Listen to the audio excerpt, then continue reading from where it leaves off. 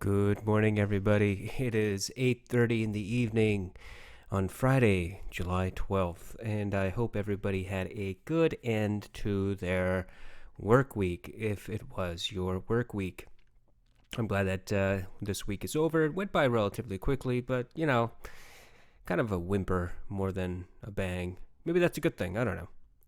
Today, I spent a couple hours thinking about part two of the AMP DAC guide because today we're going to talk about options and things to consider in the $250 and below range. And when we get into the actual nitty gritty, what I found is that this is not really all that easy because there are so many options with so little information. And what do people really want? I have wanted this guide to be useful for the average individual because audiophiles, diehard audiophiles, know more than enough to not use this guide, and they will think of this thing as incredibly rudimentary, which it is. So, what kind of information do I provide individuals who are average, who don't have the know how and the knowledge and the background of other audiophiles? And that's what I had to spend several hours really thinking about, researching all the items we're going to discuss today, and try to, just distill to the bare common denominator, I suppose, amongst everything, so that we can really just get down to what matters. And this is stuff that I think matters, so it could be different from what you think matters or somebody else thinks matters. But since this is my guide, I guess I get to guide you. So let's just get into it, shall we? This is the AMP DAC Guide Part 2, the $250 game. And tonight, because it's 8:30 and, well past my bedtime, I am drinking some whiskey. It's Game of Thrones whiskey by Johnny Walker, and it's supposed to be frozen. Not frozen, but it's supposed to be put into the freezer, and you drink it cold. I'm not a fan of Johnny Walker, but drinking it cold, chilled, does improve the taste somewhat. And I have the sonorous 6 on my head, listening through the RME 80i2 DAC, which is a great amplifier DAC, which is not part of this review. Okay, so what are we going to do today? This is the roadmap for our discussion today. We're going to talk about portables under 250. We're going to talk about DACs under 250. In the mix of all this, we're going to talk about the general features available amongst this grouping and some of the features that you might miss. And overall, at the very end, I'm going to try to wrap this up by providing you some criteria that you may want to think about, general criteria you may want to think about when considering all of these things. Now, first off, you have to decide at some point whether you want a portable or you want a desktop solution. Because if you really just want a portable solution because you have a phone that you're happy with and you don't really listen on your computer, then you know what? Stop wasting time and don't even think about the desktop solution. If you have a laptop that constantly is on the go with you in your backpack or in your purse or wherever, then having a desktop amplifier DAC is a little silly, don't you think? What are you going to do? You're going to put that in your bag along with all your books and all your other stuff and your gear to take wherever you go every day and try to find an open electrical socket to plug that stuff into and then plug into. You see how ridiculous that gets? So if you're not really looking for a true desktop solution, don't even go down that road. But if you are looking for a portable solution, then I hope that this will be somewhat helpful. And if you're looking for a desktop solution, I also hope this is going to be somewhat helpful. So let's talk about typical portable amplifiers. Just amplifiers. I'm not talking about amplifier DAC combos. I'm talking about amplifiers that are 250. The good news is you can get some excellent portable amplifiers for significantly less than 250. And FiO here, FiO makes a good number of portable amplifiers like the FiO A3 or the A5. The Little Bear also has the B4 and the B4X. The B4 is those are tube amplifiers, but the B4 is just standard, where the B4X has a balanced output to balanced headphones if you have them. And then, there's the topping NX3S, which is a portable amplifier. Now, one of the things you're going to have to find out, you will find out, when you go into portable amplifiers, is that some companies tend to come up more often in your search, like FiiO. FiiO has made portable amplifiers for years and years and years. And you will end up coming across the E line and the K line and the A line. It's just like, how many lines could there be? And it gets really confusing after a while.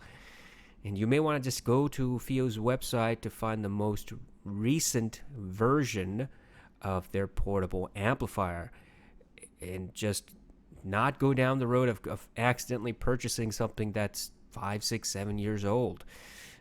Because you really do want, if you're gonna spend the money, you should probably just get the newer amplifier and have that warranty support with the newer architectures, newer chipsets, and all that stuff. Now, what do portable amps have in common? Well, believe it or not, most can, at least the higher priced ones, $200 ish. Can drive up to 300 ohm headphones. Now, they won't drive them excellently. It's not going to be the same as having a desktop solution. They may not be able to drive planar magnetics to the best of your listening preference, but they typically, at the higher price range, can drive up to 300 ohm. But I have yet to see, at least in this price bracket, anything that drives over 300 ohms. And the cheaper versions are typically capped out at 150 ohms. The solid state amps, so non-tube amps, have a very low THD, total harmonic distortion, about 0.00x, 0.00 something. And that is extremely low. Some desktop amplifiers have the same THD numbers, or very similar to that. When you get down to 0.00 something, it doesn't matter. If one amplifier is 0.005 and another one is 0.006, trust me, if you can hear the difference between those two differences, the 0.001 difference, then you are a superhuman person. None of us are superhuman. Conservatively speaking, most in this price range will get you at least 10 hours continuous battery life. A lot of these items are marketed at 14 hours, 16 hours, or 18 hours. But 10 hours, for general use, and after a while when the battery starts winding down, that's what you're probably going to end up getting. Most, if not all of these, do not have a replaceable battery. So whatever is in that solid metal piece is all there is.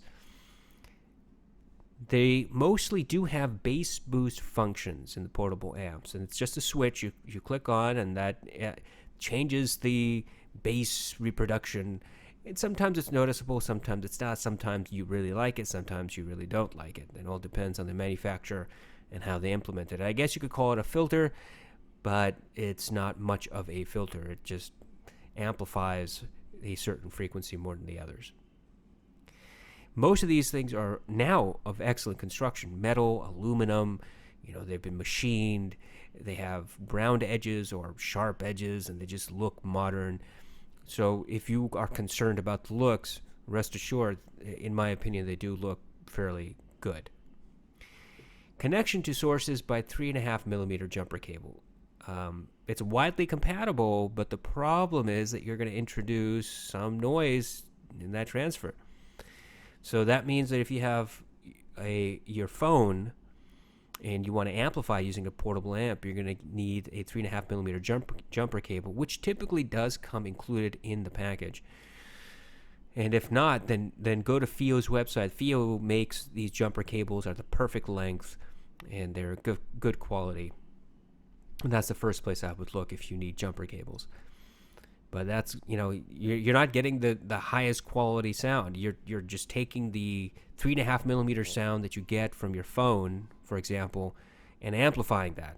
So if you don't like the sound coming out of your phone, just imagine that sound amplified through the portable amplifier. So you kind of get my drift. There are no other filters other than that bass boost thing, and that's not a real filter. It's just enhancing a particular frequency. There's no Bluetooth option that I've been able to find. There's no Bluetooth option on these standalone portable amplifiers. No USB except for charging, so you can't connect this to your computer via USB and then expect to get amplification through that. Although theoretically it is possible to send sound through a USB. Not theoretically, it is in fact possible to send sound through USB. It's just that these amplifiers, at least at this price range, are not geared to accept it through USB. How about typical portable DACs under $250? Don't worry, there aren't any. I haven't been able to find a single standalone portable DAC under $250 or not, so that's not even a concern. Move on. Typical portable tube DACs, none. So you have a portable amplifier, portable DAC, portable tube amplifier, portable tube DAC. No, it doesn't exist. So that's not out there. If you've been looking for one, you can probably stop looking. But there are portable tube amplifiers under $250 and significantly less. If you ask me, hey, what is a good tube amplifier that I can put in my pocket, I would say the Little Bear B4 or B4X. Because they're cheap and they do kind of give you that tubey sound on the go. You can get better tube sound from portables, but you are going to have to spend at least 2 to 3 times more money. And the best portable tube sound that I have heard so far is from a Fostex HPA portable tube amplifier that has been discontinued, and it can only be found on eBay rarely. And I was able to grab one just a few weeks ago. And that thing is just magnificent. But you're hunting and you're paying a premium, and that's what we're trying to avoid. We're trying to keep this under $250. And for that price, the Little Bear is an intriguing proposition. Does it give you a true dark voice sound? It doesn't. But it does tweak and distort the sound just enough for you to probably be able to hear a difference.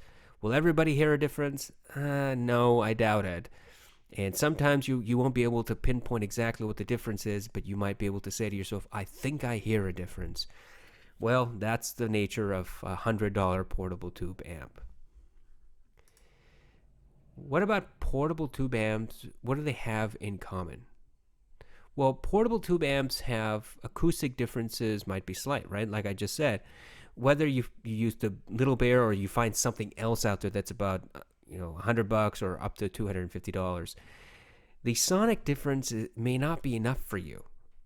And now remember, most of these portable tube amps also do not have changeable tubes. Okay, so I forgot to put that down there, but let me put this down here real quick so that it's part of the thing. Tubes cannot be rolled. Now you may be able to change the op amp in this, like the B4X. You can open that thing up and you can install different op amps to kind of give you a slightly different sonic representation, theoretically. But the tubes are soldered on a board. And unless you're good with soldering and unless you can find those tiny tubes, you're not going to be able to change the tube. So tube rolling is not an option for you. Only the Little Bear B4X I have found has a balanced output option at $250 or less, and that costs $100. Upgrading to more costly versions may not provide an exponential sonic improvement. That is to say, unless you pay substantially more, like 3 to 4 times more, as I told you in the example of the Fostex, you're not going to. It's very unlikely you're going to hear a huge difference between the $100 version and the $250 version.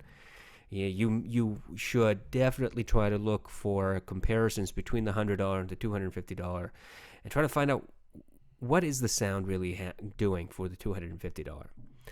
And as with all tube amplifiers, whether it's portable or not, it's distortion. That's what they're adding to the sound. The tubes are distorting the sound signature to a certain extent.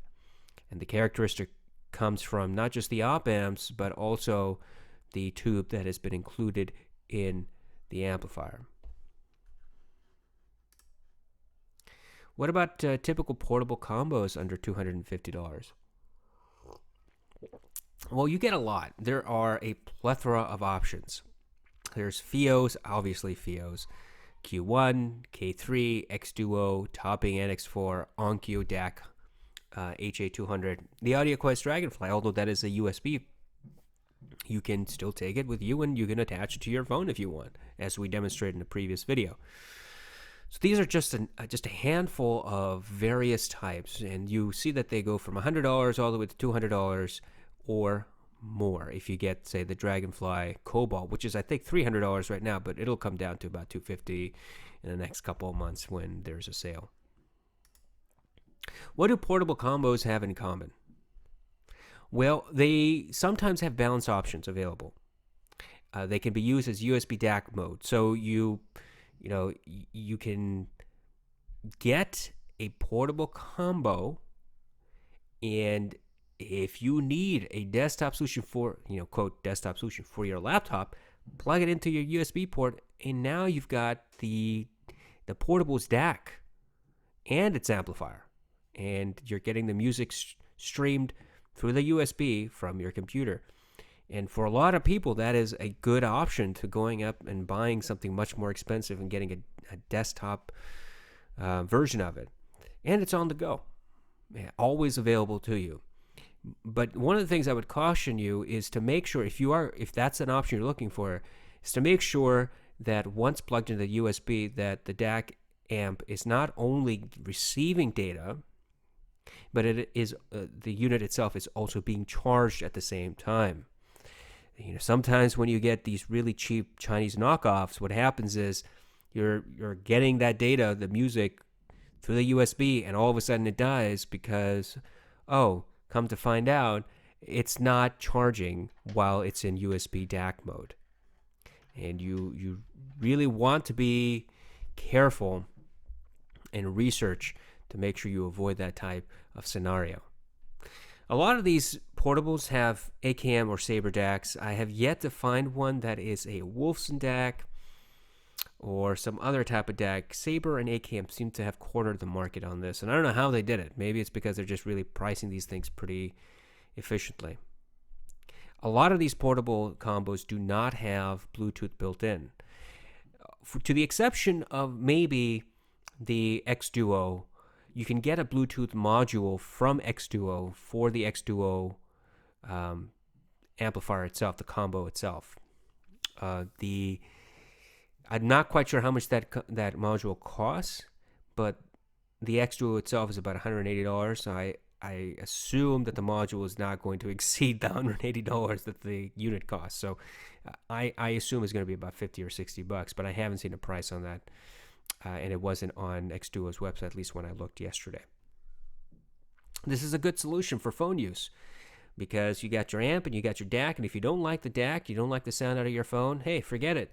Use the portable instead. Same thing with a computer.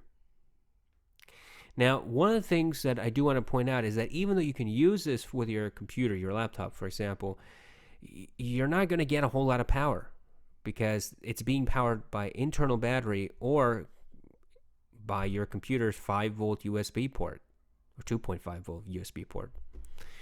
And you can only drive so much. Yesterday, or a few days ago, we talked about the Dragonfly Red and how much of an improvement there was in amplification. And it was being very efficient. You can probably say that a lot of portable combos are going to be similarly situated, that they will provide a gain, an increase in volume, but it's not going to be anything like the desktop versions. So if you're expecting that these portables are going to give the same type of sound as, say, a Schiit Magni, or same type of amplification as a Schiit Magni, you will be surprised. Now the whiskey's getting warm, and I start tasting the Johnny Walker flavor, which is ugh. More medicinal than anything. What about typical desktop DACs under $250? Oh my God, there's so many options out there. SMSL makes a plethora of DACs. There's the M100, the M300, the SU8, the Topping D10, the JDS Labs LDAC, the Cambridge Audio DAC Magic. Oh my God, that's and on and on and on and on and on. So I just gave you a handful. And one of the things you'll find is that if you want cheap and good, SMSL is a great place to go for cheap and good. They have one that is the SMSL Sanskrit Pro, and I have one of those things. It's a great DAC. It's got an LED screen, or is it an OLED? I can never remember. And it comes with a remote. It's got the RCA in. It's got optical and coaxial, and it's a great little desktop DAC. SMSL M100, M300, same thing. Now, one of the things you'll find in the lower price versions of these DACs is that they're using older chipsets. So if you are one of those people that want the newest, then don't go for the cheapest. You're going to be driven towards the M300 or the SU8. Now, the SU8 also has the benefit of being balanced. So it's a balanced DAC, and I have that, and that's what's connected to my Audio GD 1 amp as well as the 789. And I have to tell you, it sounds fantastic. It sounds very, very clean. The Topping D10, as I said, it's a very decent DAC. The JDS Labs LDAC, which I also have, is clean. It's crystal clean. And for $250, which is our limit, it is an excellent option. And when you get into the Cambridge Audio and you do reviews or you read reviews about Cambridge Audio, you will find out that some people say that the DAC Magic has a warmer sound signature. I would say that is somewhat true. To me, to my ears, it just sounds more grainy than warm. It's not as analytical as, say, the LDAC. But if I were to choose between the two, I would probably navigate to the LDAC before I would go to the DAC Magic. Even though the DAC Magic has, it's a good DAC, and it's cheaper than the LDAC, and it's more readily available on eBay. But to my ears, it's not as warm as it is kind of grainy. What do these desktop DACs have in common? Well, like I said, cheaper DACs tend to have older modules. More expensive DACs have newer modules and DSD support if you are interested in DSD. Now, what I found is in this price range, you can find DACs that have up to 512 hertz. Hertz? Shoot, now I forget. Not hertz. We're not talking about hertz. Bits. You know what I mean. 256 or 512. I got to go back and find out what the nomenclature is. I keep forgetting. It's not bits. It's not hertz. Some have balanced options like the SMSL SU8. So if you want a balanced DAC, the SMSL SU8 is an excellent option, although there are a few others out there that I know you can find. Generally, DACs within this price range are clean. One thing I will say, again, as I have said before, is that when you get into about $250 to $300 range, that's it. That's the end. That's the penultimate you should pay for a DAC. And what you shouldn't be thinking about, if I pay more, do I get better sound quality? No, you should be thinking, okay, so what additional features come with paying more? Because the DAC module is not going to change. Now, you may get better implementation of a DAC module. You might get 2 instead of 1 and a more pricey one, so you can kind of get a balanced sound, so to speak. But when you're dealing with about $200 to $250, you've already capped it. The DACs don't get any better than that. The sound doesn't get any better than that. And anybody who says, no, you definitely need to buy a $1,000 DAC is out of their mind. And I've had various DACs. I have various DACs that cost anywhere between $200 all the way up to $400 to $500, and I can't really tell the difference between a $200 DAC and a $500 DAC. And that comes from experience. And I tell you, even with different DAC modules, I can't tell the difference. When I do an A and B test, then yes, I can tell slight differences amongst them, between them, but not so great that if I listen to one and I come back to it the next day to a different one, I can say, oh my God, this is so much different from what I heard yesterday. Not really. What about typical desktop amplifiers under $250? Well, Schiit has a couple of really good options. They have the Fulla and the Magni 3. They're both $100. Now, the Fulla is a little bit more compact than the Magni 3. The Fulla is less powerful than the Magni 3. If you had to choose between the two, my suggestion would be to get the Magni 3 because it is that much more powerful. And they're the same price. So if you're paying for basically the same price, I think the Fulla you can buy a little bit cheaper on eBay now. If you're paying basically the same price, get the one that's more powerful. Because you want to be able to future-proof as much as possible. Because the last thing you want is to pay $100 today and then a year from now buy a pair of headphones that the Fulla cannot really drive to your satisfaction and then pay another $100 to get the Magni 3. That's a waste of money. Or just pay a little bit more and get something better than the Magni 3 if you find something that is better for you. The Monolith Liquid Spark, I think it's a very good alternative to the Magni 3. Although I think I prefer the Magni 3 sonically to the Liquid Spark. The Liquid Spark is not as grainy as the Magni 3, but a little bit too steely for me. And that's just a personal preference. There's the Musical Fidelity LX2 HPA, which is $200. That's a very, very good amplifier. The JDS Labs Atom is an excellent amplifier for $100. And also the Burson Fun. Now, there are two things I want to point out here. The Musical Fidelity and the Burson. Now, why did I mention these two? Because they're different from the Schiit, from the Monolith. Don't be scared to go to either of these two's website and peruse their other options. Especially the Burson Fun. Now, I have the Burson Fun. The Burson Fun is marketed for gaming because you have a headphone and a microphone jack, so you can do your headset thing when you're gaming. But what I find more intriguing about Burson is that for their products, you can open up the shell and you can change the op amp, and they sell their own op amps. You can get other op amps if you want. But once you change the op amps, you can also kind of tailor the sound signature a little bit. So that upgrade option is always available to you. Moreover, the Burson Fun is an extremely powerful amplifier. I was surprised at how well it drove my 300 ohm headphones, planar magnetic and dynamic. And if you have a chance, take a look at the Burson, take a look at the Musical Fidelity, not just the Schiit and the Monolith, because those two have cornered the market. Their marketing is everywhere. Burson is an Australian company, and you're not going to see much marketing for them. You're not going to see a whole lot of marketing for Musical Fidelity. But these two companies should be on your radar. At least they have been on mine since I discovered them, and I think they make excellent products that are worth considering. And if you want something that's different from the Schiit line, if you had a Schiit product before, like, I don't really like it, I don't want the same old thing, check out those two companies.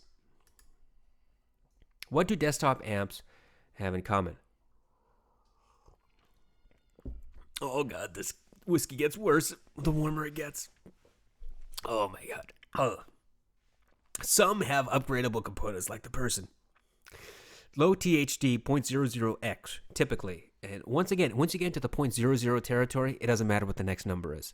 It is so inconsequential that you might as well be asking, what did the butterfly say to the snail? Who gives a shit?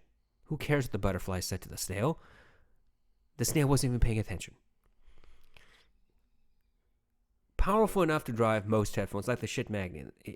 I am surprised how efficient the Magni 3 is. It can drive any headphone, bar none, if you like the sound signature of the Magni. So for $100, if you're okay with spending $100, and that's all you really want to spend, you get the Magni 3, because that will drive any headphone that you have, unless you go for something really insane that is incredibly hard to drive. 600 ohm and 56 decibel response. I don't know if that even exists, but if you go out of your way to find something like that, you're insane. In which case, I don't know if there's any amplifier that will drive it other than maybe the Audio GD, and it'll probably have a hard time doing that. They all have excellent build quality. They usually have RCA connectivity, and a balanced amplifier in this, desktop amplifier alone, standalone, finding a balanced version is hard to find. And that's why the 789 seems like such a great steal at $350. Well, now it's apparently $400 if you can find it. Now, Loxg, we'll get to Loxg in a bit, but Loxg does make a balanced version of amplifiers for about $100 and a little bit more than that, about $200, $250, depending on which model you get. So that may be an option for you, but for the vast majority of headphone amplifiers in this price range, you're basically talking about RCA connections only.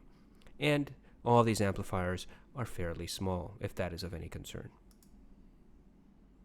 What about typical desktop tube amplifiers? There are two companies that come to mind.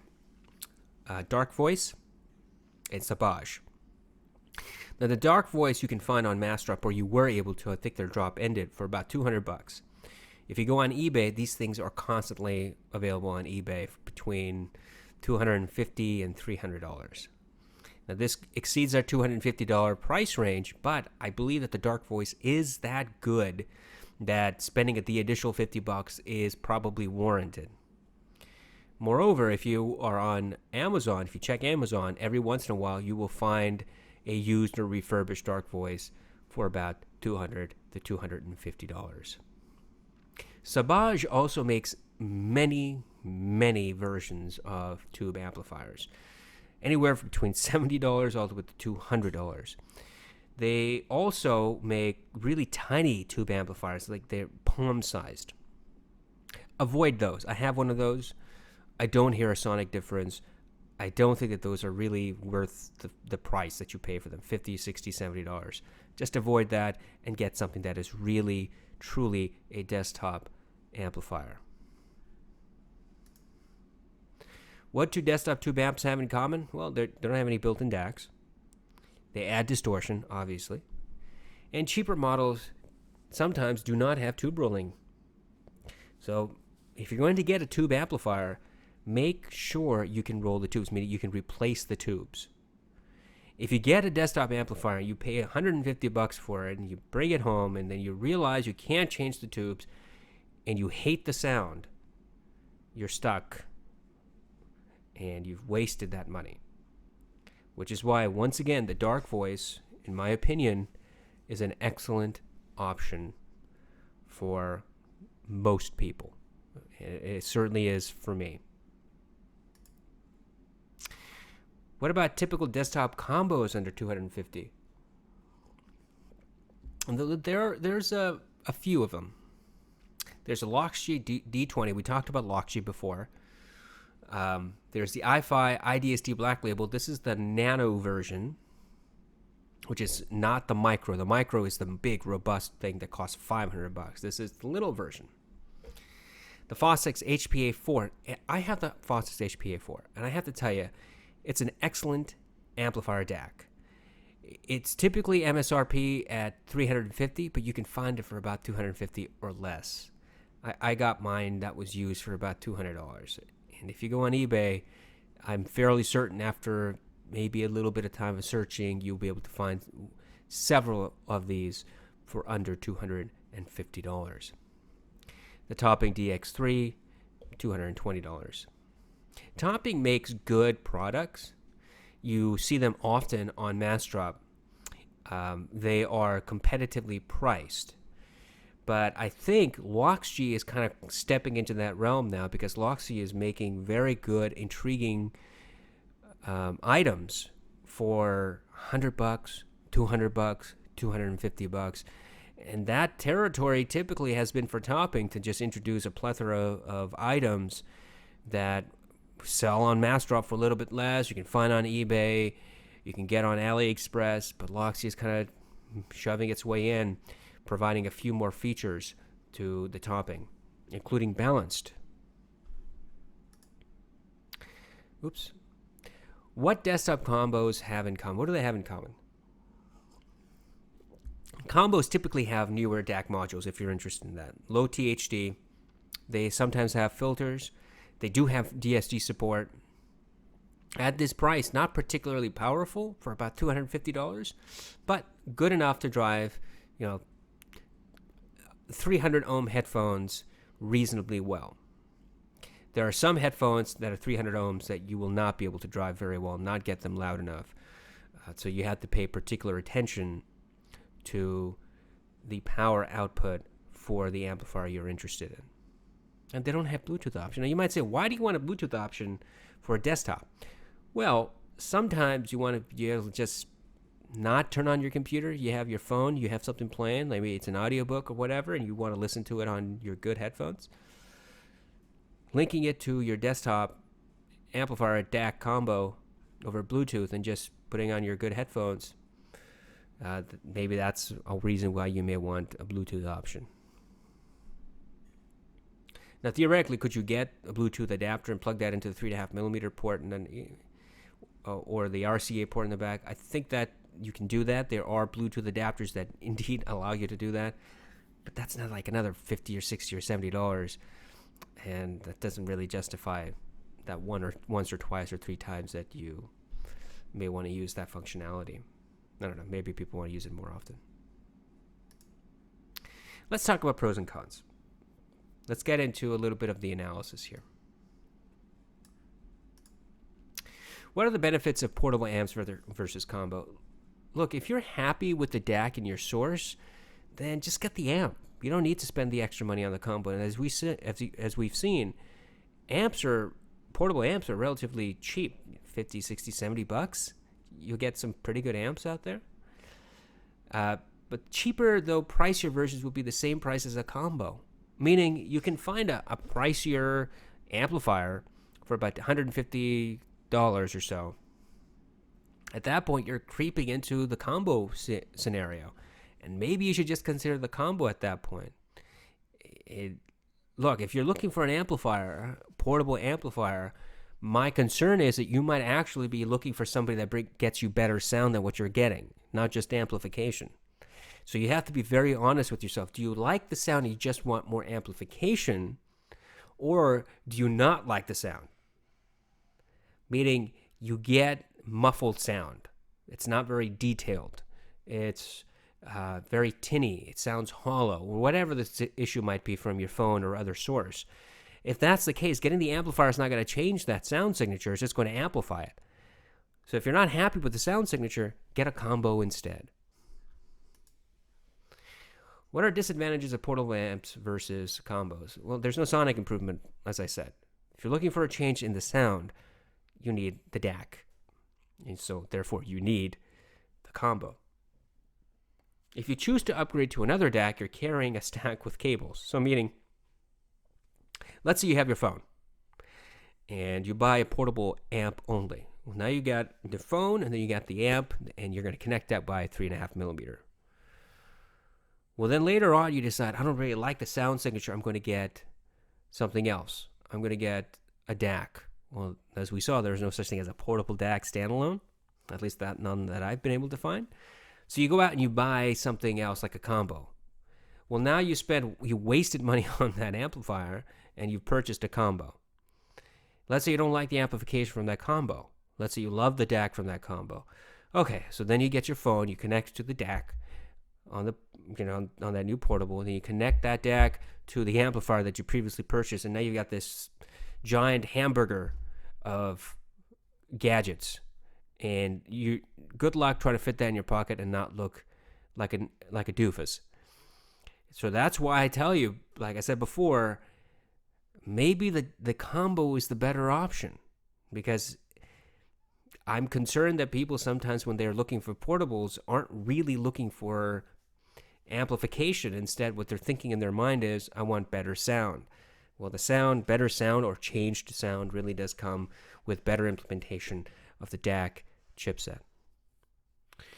The portable amps don't come with filters except for that bass boost that we talked about, and no Bluetooth. Why a portable combo makes sense over just an portable amp?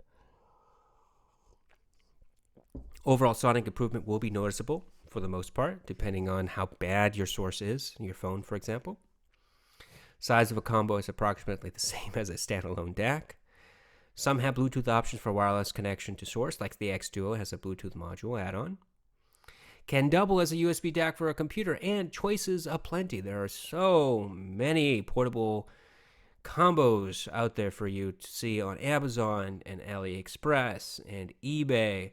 And just do a general Google search. People will recommend things that you wouldn't expect to even search for on Amazon or eBay. So plenty of options. Desktop amp or DAC or combo. Well, desktop amp DACs standalones only make sense if you intend to upgrade a component in the future. Right? So let's say you buy a DAC standalone and a amplifier standalone. Why would you do that? You love your DAC. Let's say you get the SMSL SU8. It's got balanced, and you like the sound signature, and you ended up getting a shit Magni as the $100 amplifier. You think it's going to drive your headphone, and it turns out that you don't really like the shit Magni anymore for whatever reason. You want balanced. Then you go out and you buy a balanced amplifier. Let's say you get a 789. Well, in that sense, you only buy the standalones because you intend at some point in the future that you may want to experiment. You may want to go to balanced. You may want to try a different company's DAC or a different company's amplifier. Standalone DACs are cheaper than combos. Like I said, you can get an SMSO DAC for about $100, and you'll get an excellent DAC for about $100 to $150 to $200. Combos can be used as a DAC alone if you upgrade to another amplifier. So even though you get a combo, you typically have the option of only using the combos out, so that you send that signal from the DAC portion to another amplifier that you buy, unless you want to upgrade to an amplifier.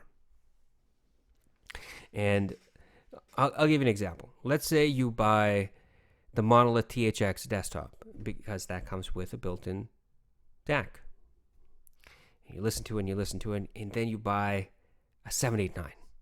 Well, the 789 doesn't have a built-in DAC. What do? Do you go out and buy an SU8? Do you go out and buy some other DAC? Well, no, because what you can do is you can take the signal from the computer that heads into the Monolith, and then just take it from the Monolith and put it into the 789.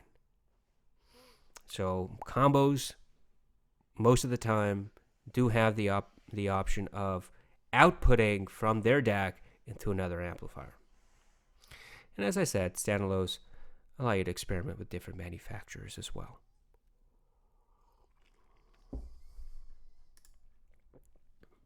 What about cheap with expensive desktop setup? Hey, can I mix and match? Of course you can. As I said before, you can get an SU8, combine it with a Magni 3, and for about $300, you got a very powerful and future-proof combo. Why is it future-proof? Because I assume that you are going to like the SU8 as much as I do. And if you do, then you will not worry about your DAC for a long time. And you can upgrade to any amplifier that you want. But for the time being, you've got an amplifier that can drive any headphone with a DAC that is very clean and is future-proof. It doesn't get much better for $300. Stacking, however, can get expensive. What do I mean by stacking? Well, getting standalone components and putting them together.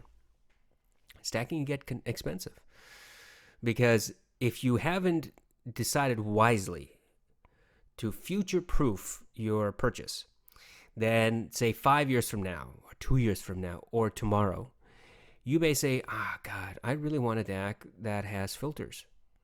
And then you spend more money buying a new DAC that has filters.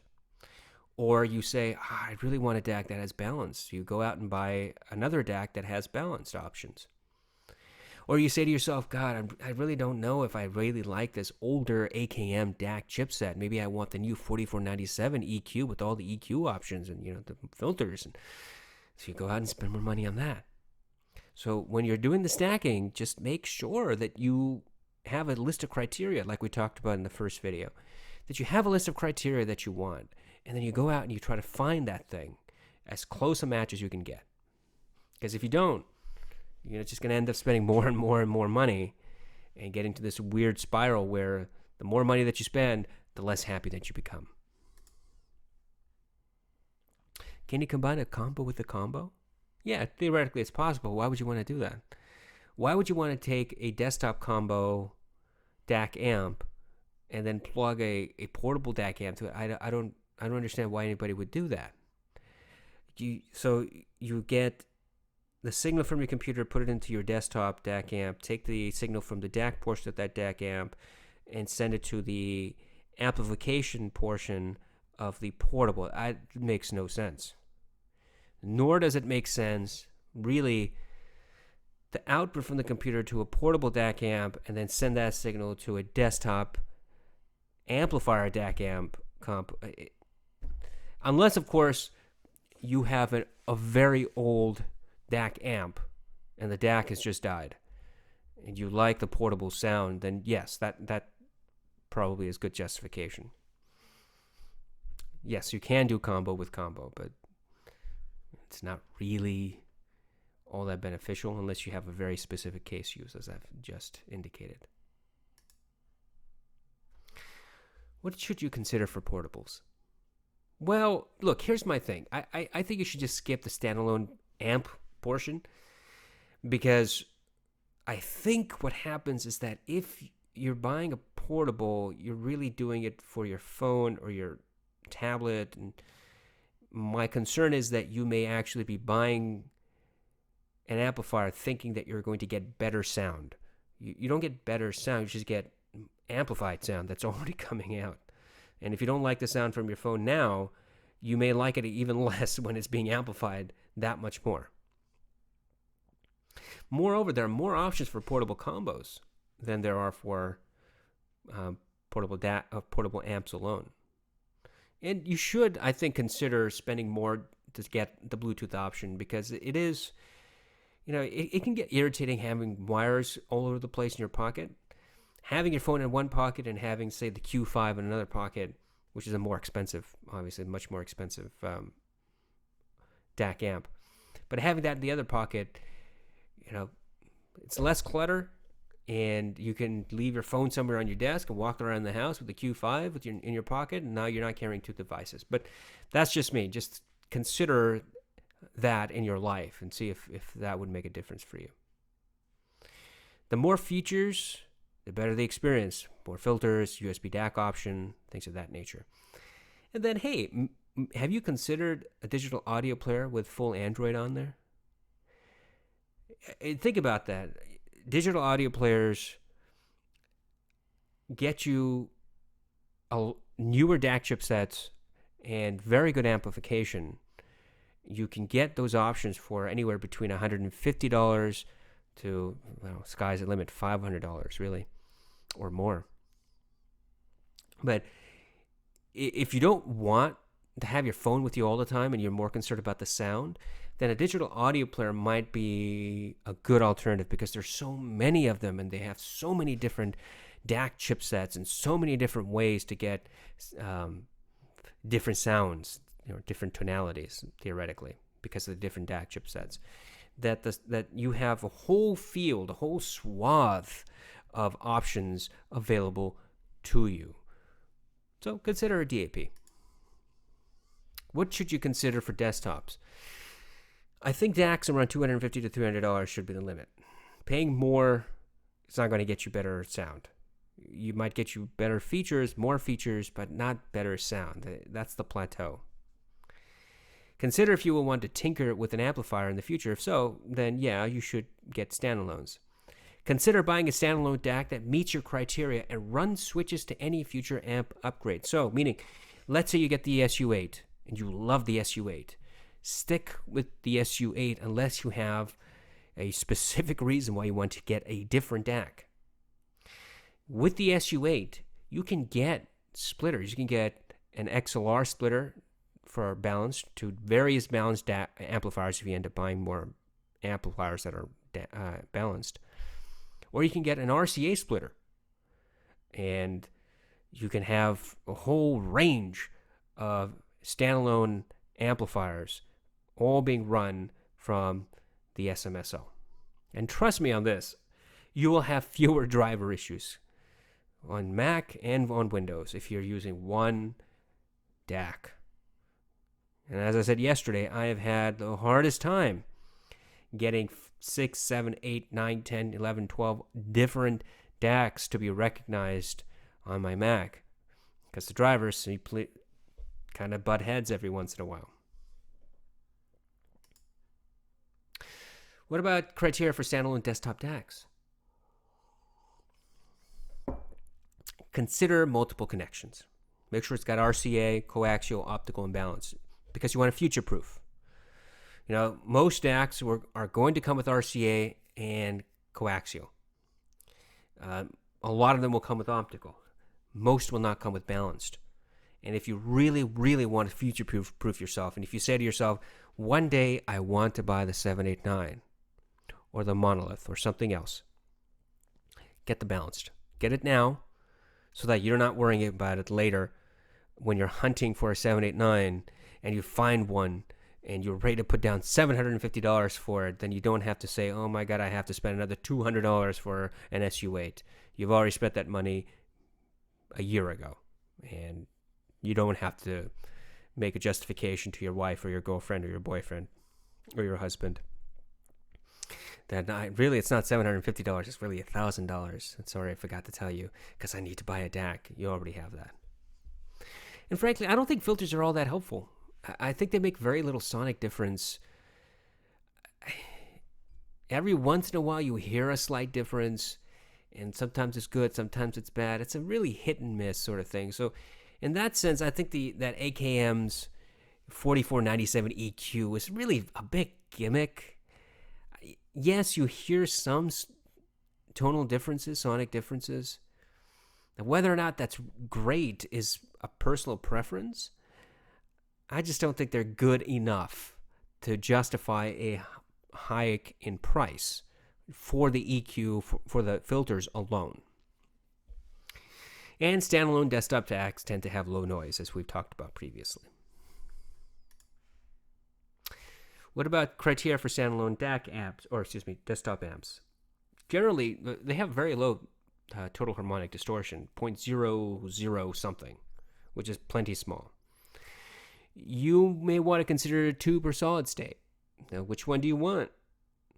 And you can get a hybrid tube solid state for sure, but finding it at $250 is probably going to be a little bit of a challenge. Schiit, as far as I know, does not make a tube hybrid for $250. You have to jump up to about $399, I think, for something that's a tube solid state hybrid. Consider something that has a 1/4-inch headphone jack. Why? Because it's more robust. I know that may sound silly now, but just wait until you have a 3.5 millimeter jack and you plugged it in, and all of a sudden you stand up because you hear your phone ringing, and you yank your headphone, and the jack breaks. So a 1/4-inch is sturdier, if for no other reason. I know it's big and I know it's cumbersome and maybe you don't understand it, but if you end up buying more high-end headphones, a lot of times they come with 1/4-inch, and you go with the future-proof thing. Go with the robustness. Also, finally, power.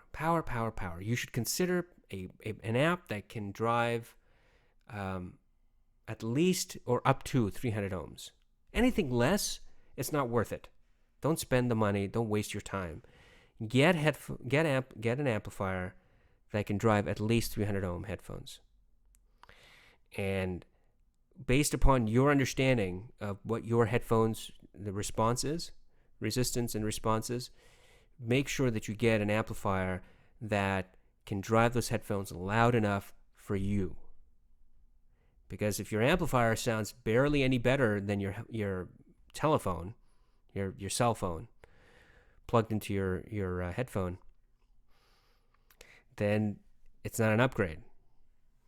You need, I think, it's my opinion, but I think that if you're going to go this route, if you're going to buy a desktop solution, it should be more powerful than the phone in your pocket when you're talking about driving your headphone. I hope this has been somewhat helpful. I mean, it's been an hour and there was so much information. There's so much stuff you have to talk about and so many things going on.